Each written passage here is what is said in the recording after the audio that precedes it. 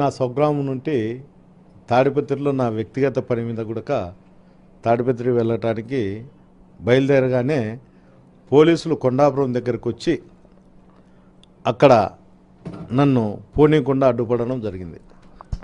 అడ్డుపడడంలో నేను చాలాసేపు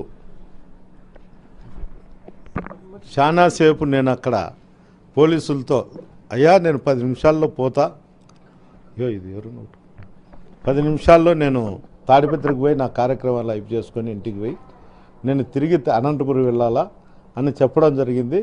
అంతలేకే ఎస్పీ గారు మా డిఎస్పీకి ఫోన్ చేసి నాతో మాట్లాడడం జరిగింది. ఎస్పీ గారిని అడిగితే ఎంతసేపు ఉంటారని అడిగారు. 10-15 నిమిషాలు ఉంటే అయితే వెళ్ళండి అన్నారు.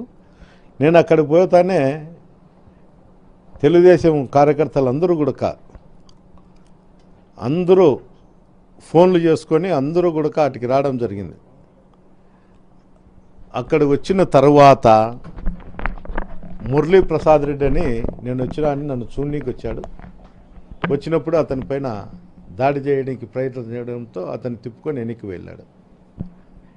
దీనికి అందరికీ కారణం ఏమంటే నేను తాడిపత్రికి వెళ్ళకూడదు అనే ఒక ఆలోచనతోనే ఈ సంఘటన జరిగింది.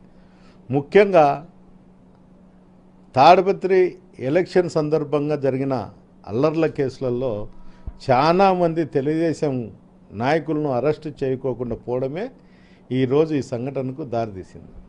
అంతేకాదు మటక, గ్యామ్లింగు, బంగ్యాకు రాయలసీమ జిల్లాలలో తాడిపత్రి ప్రసిద్ధి చెందింది. ఈరోజు అసాంఘిక కార్యక్రమాలు జరుగుతాండుకొనే ఆ వ్యవస్థ అంతా నడిపే వాళ్ళంతా వాళ్ళ దగ్గరున్న పిల్లోళ్ళందరినీ కూడా జేసీ ఇంటి దగ్గరికి జమ చేసి వాళ్ళు మా దగ్గరకు వచ్చేటువంటి కార్యకర్తలు కానీ లీడర్ల మీద కానీ దాడి చేయడం జరుగుతుంది.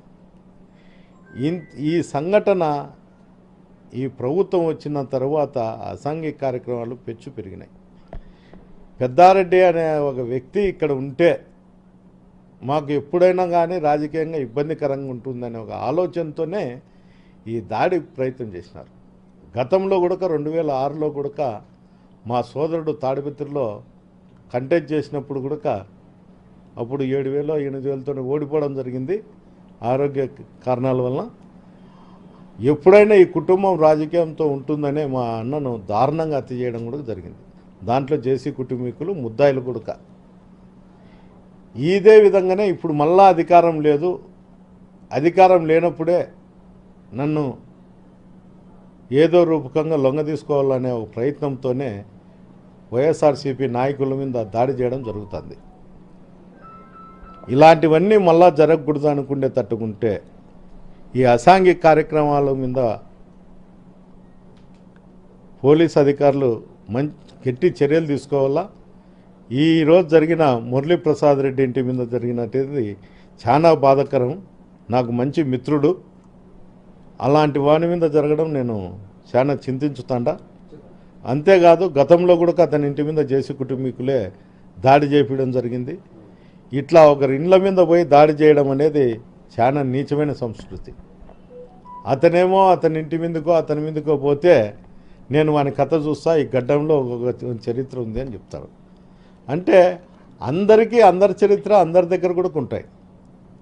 ప్రభాకర్ రెడ్డి గారు నీకు ఆరోగ్యం బాగాలేదు, రెస్ట్ తీసుకో తప్ప నన్ను తాడిపత్రికి పోకోకుండా చేయడానికి ఈ చిన్న గలాటలు చేస్తే పోలీస్ అధికారులు అరికడతారనే ఆలోచన నేను మనసులోంటి తప్పుకో.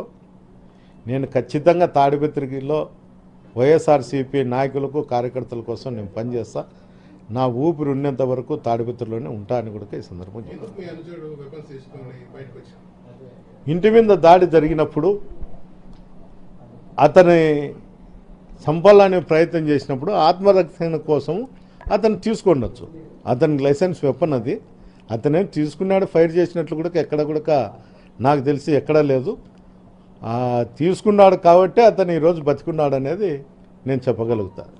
ఏదేమైనా మురళీ ప్రసాద్ రెడ్డి కోసము మా కాన్షియన్స్లో ఉండేటువంటి వైఎస్ఆర్సీపీ నాయకులు కూడా తోడుంటాడని కూడా ఈ సందర్భంగా తెలిపారు.